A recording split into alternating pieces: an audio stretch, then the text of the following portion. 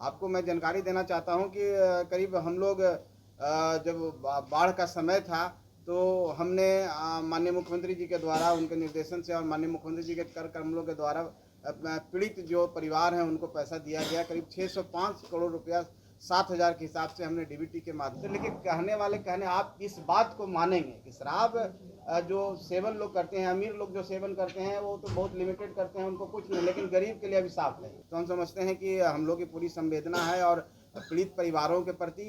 देखिए, जहाँ तक मुआवजा की बात है तो ऐसा मुआवजा नहीं, लेकिन बिहार में ऐसे लोग बचेंगे नहीं। कड़ाई से उनके साथ पेश किया जाएगा जो इस तरह के शराब परोसने का काम करते हैं, छोटे हमारे गरीब लोगों को बरगलाने का काम करते हैं, यहाँ के जो वर्क फोर्स है उसको कमजोर करने का काम कर रहे हैं। आज का विषय आपदा से रिलेटेड है।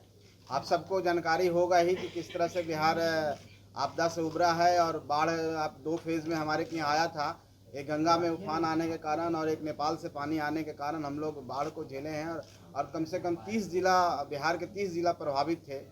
फर्स्ट फेज़ में आप कहें तो 12 जिला, दूसरे फेज़ में कहें तो 18 जिला के आसपास प्रभावित थे। और मैं आपके माध्यम से सभी अपने प्रशासन के पदाधिकारियों, खास करके जिला पदाधिकारी जो संबंधित जिले के थे और आपदा से जुड़े लोग, चाहे स्वास्थ्य विभाग से जुड़े, जल संसाधन के जितने भी कर्मचारी, चाहे इंजीनियर्स से पदाधिकारी, सब ने वार स्तर पर, एक युद्ध स्तर पर काम किया और उसको हम लोग आज सफल हो पाए हैं कि इस आपदा से निपट पाए हैं। आपको मैं जानकारी देना चाहता हूं कि करीब हम लोग जब बाढ़ का समय था तो हमने माननीय मुख्यमंत्री जी के द्वारा उनके निर्देशन से और माननीय मुख्यमंत्री जी के कर कमलों के द्वारा पीड़ित जो परिवार हैं उनको पैसा दिया गया। करीब 605 करोड़ रुपया 7,000 के हिसाब से हमने डीबीटी के माध्यम से लोगों को दिया है। फसल क्षतिपूर्ति के लिए हम लोग करीब 491 करोड़ रुपया अभी दिए हैं। अभी भी उसका आकलन चल रहा है और कहने का मतलब है कि अभी कितने घर टूटे हैं, कितने पशुओं को नुकसान हुआ है और सब आकलन कर रहे हैं। और हम लोग उसको आकलन करने के बाद जो भी राशि आएगी हम लोग लाभुक के खाते में डीबीटी करेंगे और लोगों को देने का काम करेंगे। हम आपको और भी बता देना चाहते हैं कि इस पूरे फेज़ 1 और फेज़ 2 में 81 लाख से ज़्यादा लोगों को हमने खाना खिलाया है। और हमारे यहाँ 27 राहत शिविर चले हैं, जैसे 11,040 लोगों को हमने राहत शिविरों में ठहराया था और उनको फिर सुरक्षित जगह पर पहुँचा देने का काम किए हैं।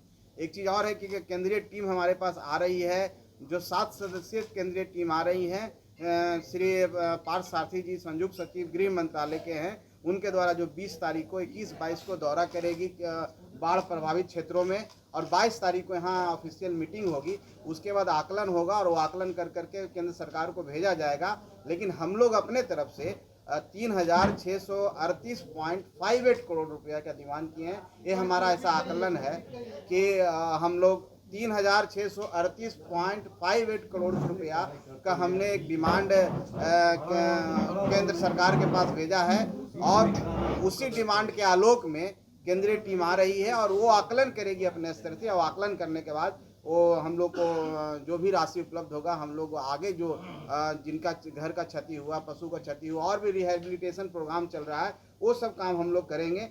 हम आपको बता देना चाहते हैं कि पूरे 1294 सामुदायिक किचन हम लोग ने चलाया है, जिसमें कि 81 लाख के आसपास लोगों ने खाना खाया है। तो हम समझते हैं कि 12 स्तर पर हमने काम किया और सभी लोग जिसमें लगे हुए थे, आपका भी बहुत बड़ा योगदान है। और हम दरभंगा गए थे, दरभंगा में भी मैंने देखा, वहाँ के लोगों से बात की और वहाँ के मीडिया पर्सन से भी बात की। दरभंगा के मीडिया भाई ने बोला कि वहाँ के डीएम और एसडीओ ने खुद अपने हाथों से बोरा उठा करके जो बांध टूटा था वहाँ भरने का काम किया। तो बहुत रात भर लोग जाग के काम किए हैं और इसी का नतीजा है कि आज हम लोग सही तरीके से जान माल का नुकसान ना के बराबर हुआ और सही तरीके से लोगों को सुरक्षित स्थान पर पहुंचा दिए।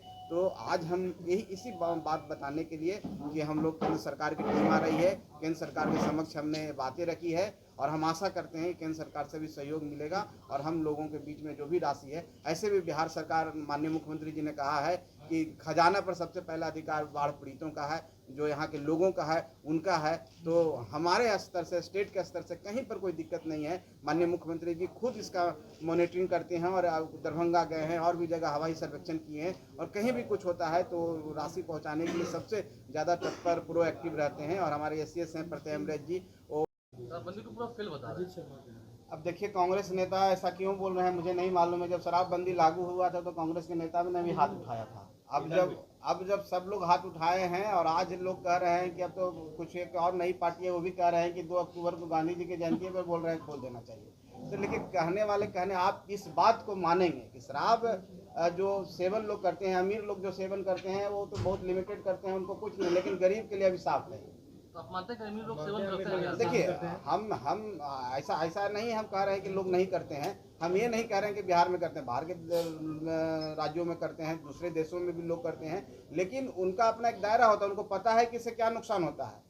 लेकिन गरीब लोगों को पता नहीं है कि इसका क्या नुकसान है। सबसे ज़्यादा नुकसान गरीब को होता है। बिहार गरीब प्रदेश है, बिहार में लोग कमाने वाले लोग हैं, और अगर वो शराब का सेवन करेंगे तो उनके बच्चे कैसे पढ़ेंगे, उनका भविष्य कैसे होगा। क्या आप लोग नहीं चाहते हैं कि वो भी समाज में आउटपुट दे सकें? क्या उनके बच्चे भी इस राज्य को बढ़ाने में उनका काम आ सके? पढ़ेंगे तभी तो। मैं तो आप लोग के माध्यम से सभी लोगों को यही आग्रह कहना चाहता हूँ कि इस लत से अलग हो जाइए, ये बीमारी से अलग हो जाइए। ये आपकी तरक्की रोक रहा है, आपका विकास रोक रहा है, और साथ साथ राज्य का भी विकास रोक रहा है। उसको लेकर भी कोई मुआवजा सरकार देती है? देखिए, जो भी ऐसा हुआ उसकी संवेदना हम व्यक्त करते हैं। और बिहार में देखिए कि पूर्ण शराबबंदी है। इसी कारण से शराबबंदी लागू किया गया था कि जो गरीब तबके के लोग हैं, जो कमज़ोर तबके के लोग हैं, जिनका पैसा बच्चों को पढ़ाई में जाना चाहिए, स्वास्थ्य में जाना चाहिए, वो पैसा चला जाता है शराब सेवन में। इसलिए माननीय मुख्यमंत्री जी आदरणीय श्री नीतीश कुमार जी ने यहाँ पर शराबबंदी लागू की थी, उन गरीबों के लिए शराबबंदी लागू की थी। लेकिन आप जानते ही हैं कि समाज में कुछ ऐसे तबके लोग होते हैं, कुछ आदतन अपराधी होते हैं, आदतन उनको कानून का भय नहीं होता। कुछ ऐसे लोग जो सप्लाई चेन चलाते हैं। आप सिवान या गोपालगंज के इलाके में जो बॉर्डरिंग इलाका है यूपी का, वहाँ से कुछ आया है, और शराब जब आता है, गलत चीज़ आता है तो जहरीली होता है, उसके कारण नुकसान हुआ है। तो हम समझते हैं कि हम लोग की पूरी संवेदना है और पीड़ित परिवारों के प्रति। देखिए, जहाँ तक मुआवजा की बात है तो ऐसा सच मुआवजा नहीं, लेकिन पिछली बार माननीय मुख्यमंत्री जी ने कुछ लोगों को दिया था। कुछ ऐसे परिवार होते हैं जिनका कमाने वाला एक ही व्यक्ति है, और वो चले गए, उनके छोटे छोटे बच्चे हैं, तो सरकार संवेदना रखती है, सरकार उस पर विचार कर सकती है, और ऐसा कुछ होगा तो सरकार इस मुआवजा देने की भी बात कर सकती है। लेकिन एज सच रूल में ऐसा कोई मुआवजा शराब से मृत्यु के कारण नहीं है। लेकिन ये मानवता ग्राउंड पर माननीय मुख्यमंत्री जी की दूरदर्शिता है। माननीय मुख्यमंत्री जी के कारण वो पूरी समीक्षा कर रहे हैं। आपने देखा होगा कि कल मीटिंग, हाई लेवल मीटिंग भी हुई थी। तो माननीय मुख्यमंत्री जी इसके लिए सक्षम हैं और अपने तरफ से सारा चीज़ कर रहे हैं। आप लोग निश्चिंत रहिए, बिहार में ऐसे लोग बचेंगे नहीं। कड़ाई से उनके साथ पेश किया जाएगा जो इस तरह के शराब परोसने का काम करते हैं, छोटे हमारे गरीब लोगों को बरगलाने का काम करते हैं, यहाँ के जो वर्क फोर्स है उसको कमज़ोर करने का काम कर रहे हैं। निश्चित तौर पर उन पर कार्रवाई होगी, और आने वाला समय में सप्लाई चेन हम लोग रोक पाएंगे, ये आश्वासन मैं आपको